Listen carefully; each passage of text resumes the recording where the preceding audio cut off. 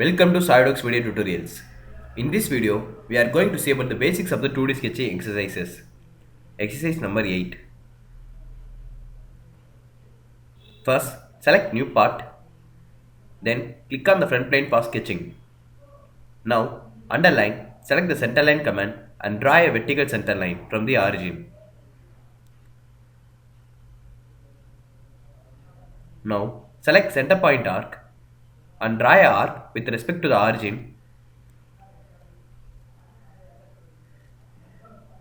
Then, specify the dimensions of the sketch as given in the manual.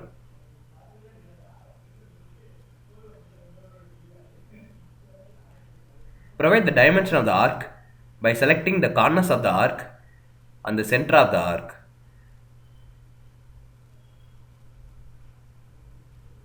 Now, after dimensioning, give the relation between the center line and the arc as midpoint.